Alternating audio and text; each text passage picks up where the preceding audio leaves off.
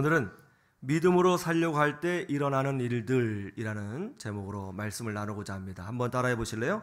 믿음으로 살려고 할 때 일어나는 일들. 믿음으로 살려고 할 때 일어나는 일들. 여러분, 지금 선거 기간이죠. 선거 유세가 한창입니다. 정치인들의 관심이 뭘까요? 하나입니다. 그것이 뭐죠? 사람들의 마음을 사는 것입니다.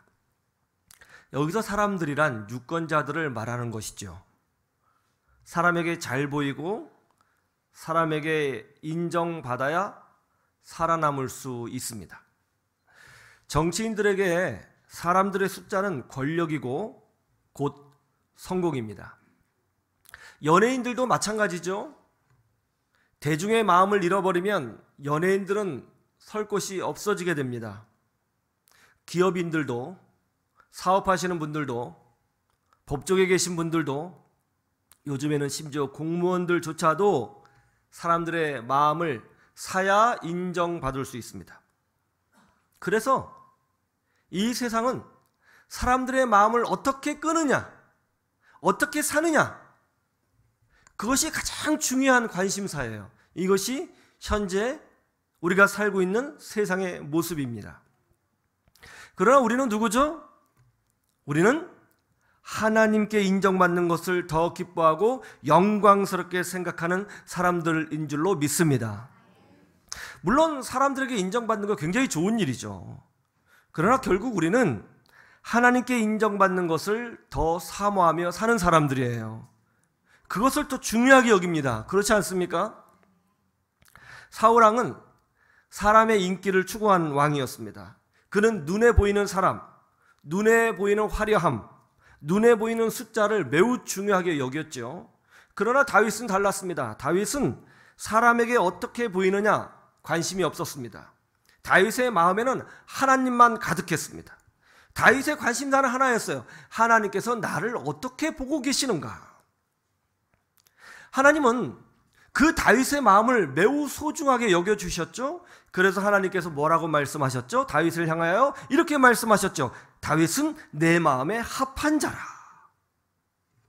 저는 우리 모두가 사울의 길을 따라가는 사람이 아니라 다윗의 길을 따라가는 사람 되기를 주님의 이름으로 축복합니다. 그런데 문제는 이런 우리의 영적 소원과 가치와 영광스러움을 세상 사람들이 전혀 모른다는 것이죠. 아니, 알려고 하지도 않습니다. 저들의 눈에는 오직 육적인 세상만 전부이기 때문입니다. 오히려 저들은 그렇게 믿음으로 살려고 하는 우리를 조롱하고 비방할 겁니다.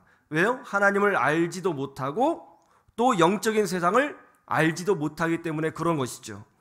그래서 심지어 나와 함께 사는 남편도, 아내도, 자녀도, 심지어 부모도 나를 이해하지 못할 때가 많아요. 함께 신앙생활하는 믿음의 동역자도 나를 이해하지 못할 때가 있는 것입니다. 그래서 우리는 믿음으로 살려고 할 때 필연적으로 갈등을 경험하게 되는 거예요. 갈등을 경험해요. 그런데 놀라운 게 뭐죠? 갈등이 있지만, 믿음으로 살려고 했을 때의 고난도 있지만 놀라운 하나님의 축복도 동시에 경험하게 된다는 것입니다. 그래서 우리가 믿음으로 살려고 할 때는요, 세 가지를 받게 되는 거예요. 몇 가지요? 세 가지를 받아요. 첫째, 비방을 받게 됩니다. 따라해 보세요. 비방을 받게 된다. 우리 45절 말씀을 볼까요? 45절 같이 보세요. 45절 시작. 유대인들이 그 무리를 보고 시기가 가득하여 바울이 말한 것을 반박하고 비방하거늘. 사도 바울이 회당에 들어가 복음을 전했습니다. 그러자 어떤 일이 일어났어요? 같은 동족인 유대인들이 사도 바울을 비방했다는 거예요. 그들은 이렇게 비방했습니다. 왜 오직 예수님을 믿음으로만 구원받는다고 말을 하느냐? 왜 그렇게 말을 하느냐 하면서 반박하고 비방했다는 거예요. 사도행전 13장 13절에서 41절까지가 사도 바울의 설교입니다. 이 사도 바울의 설교의 핵심이 뭐죠? 모든 시대 구약이든 신약이든 그리고 앞으로 먼 훗날 태어날 자손이든 오직 예수님을 믿음으로만 구원받는다는 거예요. 그러자 같은 동족인 유대인들이 들고 일어난 것입니다. 그런 게 어디 있느냐? 들고 일어난 거예요. 그리고 사도 바울을 비방하고 공격했던 것입니다. 우리도 마찬가지입니다. 우리가 믿음으로 살려고 할 때에 바로 이런 일이 우리 가운데 일어날 수 있다는 거예요. 믿음으로 살려고 하면 꼭 신기하게 나를 비방하는 사람들이 나타납니다. 그것도 같은 동족, 같은 가족, 같은 교회 식구, 같은 반에서 공부했던 친구들, 그들 중에 나를 비방하는 사람들이 나타난다는 거예요. 또 믿음으로 헌신하고 주님을 섬기고 충성할 때에도 이런 일이 나타난다는 것입니다. 나를 비방하고 공격하는 사람들이 꼭 생긴다는 거예요. 여러분, 이거 알고 예수님 믿으셔야 되는 것입니다. 예수님 믿으면 만사 형통되고 항상 평안하냐? 그렇지 않다는 거예요. 믿음으로 살려고 하면 비방하는 사람들이 나타난다는 거예요. 충성하려고 하면 비방하는 사람들이 나타난다는 것입니다. 여러분, 이거 알고 예수님 믿으셔야 돼요. 생각해 보세요. 사도 바울이 차라리 아무것도 하지 않았더라면 어땠을 것 같습니까? 절대로 비방받지 않았을 거예요. 공격받지 않았을 것입니다. 그렇지 않아요? 그냥 가만히 있는 거예요. 집에 아무것도 하지 않아요. 그러면 비판도 없었을 것이고 비방도 없었을 것입니다. 그런데 주님을 위해서 선교사가 되고 또 복음을 전하려고 회당까지 들어갔어요. 그런 열정 때문에, 그런 헌신 때문에, 그런 충성 때문에 같은 동족에게 비방받고 비판받았던 것입니다. 쉽게 말해서 믿음으로 살려고 했기 때문에, 충성하려고 했기 때문에 비방을 받았다는 거예요. 여러분, 사람들에게 이런저런 소리 안 듣고 평안하게 신앙생활하는 법 제가 알려드릴까요? 그냥 아무것도 안 하고 가만히 있으면 되는 거예요. 그러면 절대로 비방받지 않을 것입니다. 여러분은 그런 삶을 좋아하세요? 종종 집사님, 권사님들이 찾아와 묻습니다. 목사님, 믿음으로 충성하려고 했는데 이 사람 저 사람들의 말이 너무 많아서 힘들어요. 왜 이런 일이 벌어지는 거죠? 하나님이 뭐라고 말씀하세요? 충성했기 때문에, 믿음으로 살려고 했기 때문에 비방받는다는 거예요. 비방받는 것은 매우 정상적인 영적인 현상이라는 것입니다. 그래서 마태복음 5장 11절에서 12절 뭐라고 되어 있는지 아세요? 한번 찾아보세요. 마태복음 5장 11절에서 12절.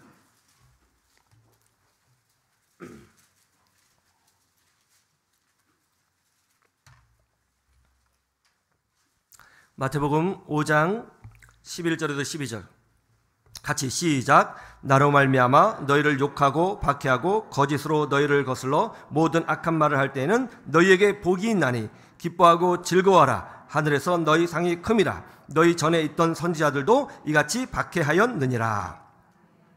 무슨 뜻이에요?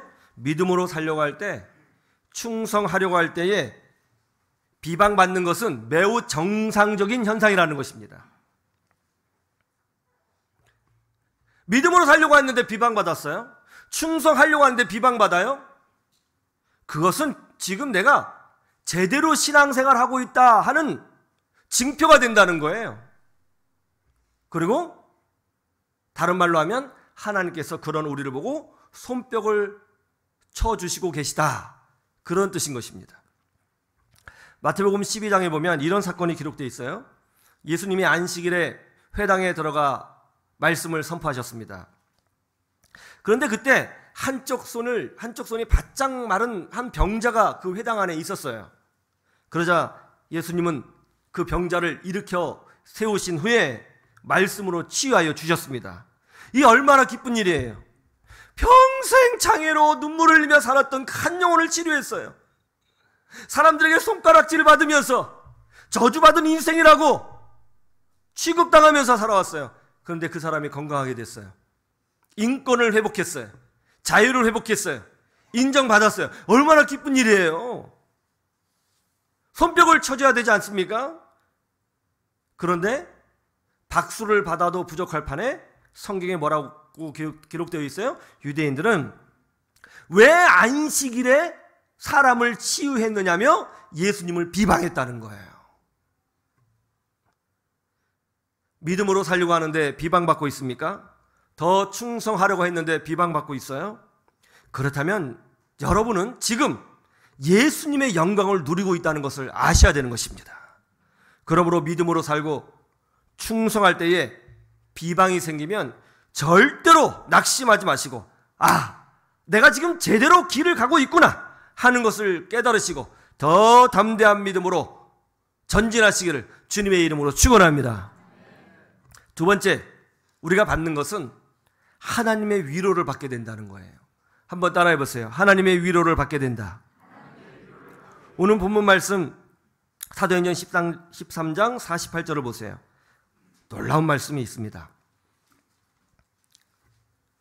48절 같이 볼까요? 시작. 이방인들이 듣고 기뻐하여 하나님의 말씀을 찬송하며 영생을 주기로 작정된 자는 다 믿더라. 아멘. 사도 바울이 오직 예수님을 믿음으로만 구원받는다 이렇게 선포했을 때에 같은 동족에게 비방을 받고 공격을 받았습니다. 지금 사도 바울은 의무감으로 복음을 전하고 있는 것이 아니에요. 정말 기뻐서 복음을 전하고 있는 것입니다. 나같이 자격 없는 죄인을 용서해 주시고 그 십자가의 그 예수 그리스도의 십자가의 공로로 모든 허물을 덮어주시고 나 같은 사람을 자녀 삼아주신 그 하나님의 은혜가 너무 감사해서 기뻐서 자기가 받았던 은혜를 간증하며 기쁨으로 복음을 전했던 것입니다. 나쁜 말을 한 것이 아니에요. 상대방을 공격한 것이 아닙니다. 그저 하나님의 사랑을 전한 것이에요. 영접하는 자, 곧 그 이름을 믿는 자들에게는 하나님의 자녀가 되는 권세를 주셨으니. 십자가는 사랑입니다. 이 사랑을 전했을 뿐입니다. 그런데 설교하는 도중에 사람들이 다 보고 있는데 유대인들이 벌떡벌떡 일어나가지고 삿대질을 하면서 사도 바울을 비방하고 반박하고 공격했다는 것입니다. 얼마나 당황스러웠을까요? 얼마나 화가 났을까요? 얼마나 답답했을까요? 그리고 이런 상황, 이런 분위기 얼마나 좌절했을까요? 그런데 어떤 일이 벌어졌어요? 그렇게 사람들이 막 비방을 하는데 그 자리에 있는 이방인들이 그런 모습을 보고 예수님을 나의 구주로 영접했다는 것입니다. 그리고 그들이 말하기를 예수님 때문에 나도 죄사함을 받고 하나님의 자녀가 되었다 하고 외치면서 기뻐했다는 거예요. 이 놀라운 열매들을 보고 사도 바울이 얼마나 큰 위로를 받았겠습니까? 우리도 마찬가지입니다. 우리가 믿음으로 살려고 할 때에 어떤 일이 일어나요? 사람들의 비방이 있다는 거예요. 그런데 동시에 하나님의 위로도 강력하게 나타나게 된다는 것입니다. 아무 일도 하지 않으면 비방받을 일이 없습니다. 그러나 하나님의 위로도 없습니다. 그러나 일을 하면, 충성하면, 믿음으로 살면, 믿음으로 인내하면 사람들의 비방이 있어요. 그러나 동시에 하나님의 위로하심도 강력하게 주어진다는 것을 믿으시기를 주님의 이름으로 축원합니다. 그래서 예수님께서 뭐라고 하신 줄 아세요? 마태복음 5장 4절을 보세요. 이렇게 말씀하신 거예요. 마태복음 5장 4절.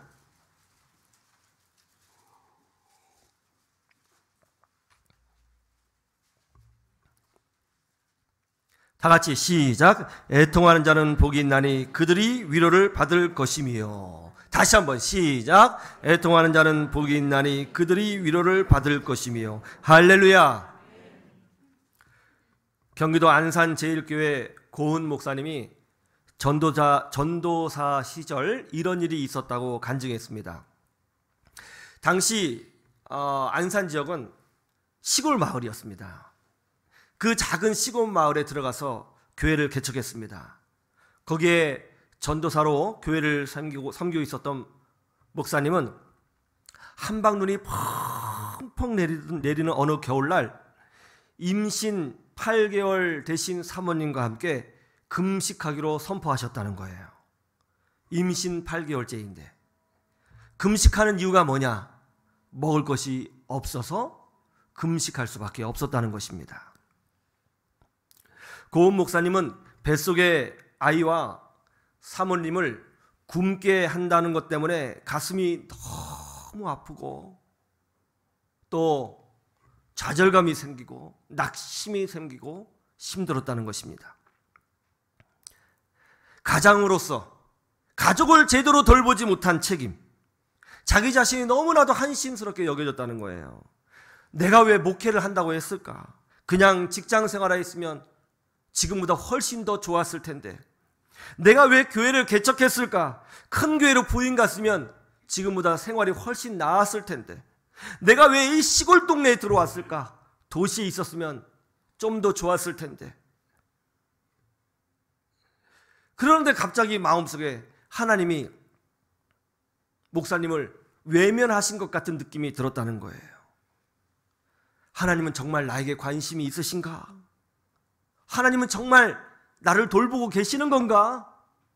돌보고 계시다면 내가 왜 이런 상황에 처해 있어야 하는가? 엉엉 울면서 하나님 앞에 기도했다는 것입니다. 그런데 한참을 기도하는데 밖에 발걸음 소리가 들리더라는 거예요. 누구지? 이 밤에 시계를 보니까 밤 11시예요. 이 시골 동네 누구지? 불안함이 확 엄습했습니다. 문을 열고 불렀습니다. 거기 누구요? 아무도 없는 거예요. 밖에 나가봤어요. 대문에 자루 같은 게 놓여 있습니다. 이게 뭐야? 하고 싹 열어봤더니 쌀 한 말과 뗄 나무가 놓여 있었다는 거예요. 그래서 고은 목사님이 전도사 시절에 사모님과 함께 울면서 그 한밤중에 밥을 지어 먹었다고 합니다. 밥을 먹는데 이런 생각이 들더라는 거예요. 지금 하나님이 나를 위로해주고 계시구나. 하나님이 위로해주고 계시구나. 그 하나님의 위로 때문에, 그 하나님의 사랑 때문에 어려운 일도 있고 힘든 일도 있었지만 끝까지 인내하며 성공적인 목회를 할 수 있었다는 것입니다. 여러분, 믿음으로 살면 비방을 받습니다. 그러나 동시에 놀라운 하나님의 위로도 받게 된다는 것을 깨달으시기를 주님의 이름으로 축원합니다. 하나님이 나를 직접 위로해 주시는 거예요. 하나님이 나를 직접 안아주시는 거예요. 하나님의 능력을 보여주시는 거예요. 하나님께서 나를 붙잡아 주시는 거예요. 새 힘을 주시는 거예요. 이 믿음으로 전진하시기를 주님의 이름으로 축원합니다. 세 번째, 무엇을 받느냐? 승리의 축복을 받게 된다는 거예요. 한번 따라해 보세요. 승리의 축복을 받게 된다. 우리 52절 보세요. 52절. 사도행전 13장 52절. 같이 볼까요? 시작. 제자들은 기쁨과 성령이 충만하니라. 오직 예수님을 믿음으로만 구원받게 되며 하나님의 자녀가 된다. 모든 시대의 유일한 구원자는 오직 예수님 한 분밖에 없다. 하나님이 약속하신 분은 예수님뿐이다. 십자가의 공로를 의지하여 회개하고 주 예수 그리스도를 너의 구주로 영접하라. 이렇게 설교하는 도중에 같은 동족인 유대인들이 들고 일어나서 사도 바울을 비방했습니다. 그런데 놀라운 일이 뭐죠? 그 자리에 함께 있었던 이방인들이 예수님을 나의 구주로 영접하는 기적 같은 역사가 일어나게 되었다는 거예요. 이 사건을 통해서 사도 바울과 제자들이 깨달은 바가 있다는 것입니다. 그게 뭐죠? 그렇게 유대인들이 비방할 때에 예수 믿고 변화되는 사람들이 생겨났다는 거예요. 그 현상을 보고 깨달은 바가 이거예요. 하나님이 우리 편에 서 계시는구나. 하나님이 우리 손을 들어주셨구나. 오직 예수님만 선포한 우리를 하나님이 인정해 주셨구나. 할렐루야. 그걸 알게 된 거예요. 그러자 제자들은 기쁨으로 충만해서 춤을 추게 되었다는 것입니다. 왜요? 자신들이 하나님 안에서 진정한 승리자라는 사실을 확인할 수 있었기 때문이죠. 여러분, 우리가 믿음으로 살려고 할 때 비방받을 수 있습니다. 그러나 동시에 우리는 놀라운 하나님의 위로를 경험하게 됩니다. 그런데 이것이 전부가 아니에요. 하나님께서 직접 인정해 주시는 참된 승리의 면류관을 받게 된다는 거예요. 여러분, 혹시 할렐루야 캡틴에 대해서 알고 계세요? 할렐루야 캡틴 신일덕 장로님. 신일덕 장로님은 충북 제천에서 태어나셨습니다. 농사꾼이 되기 위해서 제천 농업고등학교에 진학했습니다. 고등학교 2학년 때 친구들하고 노는데 갑자기 소나기가 막 내리는 거예요. 그 소나기를 피하기 위해서 교회 처마 밑에 들어갔습니다. 처마 밑에서 가만히 비가 내리는 것을 보고 있는데 예배당에서 찬송 소리가 들리는 거예요. 예수 예수 믿는 것은 찬송 소리가 들려요. 그래서 가만히 찬송 소리 들으니까 리듬이 좋잖아요. 믿는 것은, 예? 그래서 야, 찬양이 좋다 하고 쓱 들어가 보니까 시골 할머니 아줌마들이 한 10명이 모여가지고 손뼉을 치면서 찬양하고 있더라는 것입니다. 근데 그 예배 드리는 모습 보는데 마음이 평안해지더라는 거예요. 나도 교회 다니고 싶다. 예배 끝날 때까지 다 기다렸다가 전도사님을 만나서 저도 이 교회 다니고 싶습니다. 이렇게 얘기했대요. 저를 받아주세요. 그랬다는 것입니다. 그러면서 아무것도 모르니까 뭔가 해야 받아주는 줄 알고 제가 할 일 있으면 말해주세요. 그러자 전도사님이 아 그래요. 하나님이 보내주셨네요. 아이고 그동안 저희 교회가 작아서 새벽 기도 종 칠 사람이 없는데 새벽 기도 종을 좀 쳐주시겠어요? 예, 제가 치겠습니다. 그래가지고 그때부터 새벽 기도 종을 치게 되었다는 거예요. 비가 오나 눈이 오나 종을 쳤다는 것입니다. 하루도 빠지지 않고 종을 쳤대요. 그러자 사람들이 거기 뭐하러 거기 가서 종을 치느냐고 비방하더라는 것입니다. 그래도 계속 종을 쳤대요. 한 1년쯤 종을 쳤을까요? 꿈에서 예수님을 만나게 되었습니다. 꿈을 꾸는데 예수님이 나타나셨어요. 일덕아, 너는 왜 새벽에 종을 치느냐? 하나님께 잘 보이고 싶습니다. 그러자 예수님이 물으셨습니다. 너는 앞으로 무엇이 되고 싶으냐? 그래 원래는 마음속에서 농사꾼이요 라고 말하고 싶은데 꿈이잖아요. 이상하게도 자기 입에서 하늘을 날고 싶습니다. 그렇게 말을 했다는 거예요. 농업학교 3학년 때 아버지가 다니는 회사가 철도청이었는데 함께 일하는 직원 중에 한 분이 대학교 원서를 사왔는데요. 그것이 항공대학교 원서였답니다. 학비가 없어서 못 간다고 했더니 그분이 하는 말이 국비 장학생이 되면 4년 내내 장학금을 주니까 걱정하지 말고 공부해서 들어가라고 하더래요. 난 못 간다고 막 거절하는데 갑자기 꿈이 생각났대요. 하늘을 알고 싶습니다. 이것이 혹시 하나님의 뜻인가 싶어가지고 항공학교에 지원을 했다는 거예요. 시험을 쳤는데 정말로 국비 장학생으로 선발되었습니다. 그리고 학교를 졸업하고 비행기 조종사가 되었습니다. 이후 대한항공 기장으로 취업을 하게 되었습니다. 신일덕 장로님은요, 그 항공기를 조종할 때 항상 이렇게 안내 방송을 한다고 합니다. 제가 집에서 좀 연습을 했는데 잘 안 되더라고요. 안녕하십니까. 대한항공 747 기장 신일덕입니다. 하나님이 함께 하시는 안전하고 평안한 여행이 되기를 바랍니다. 우리 주님께서 함께하여 주실 것입니다. 이렇게 이제 했다는 것이죠.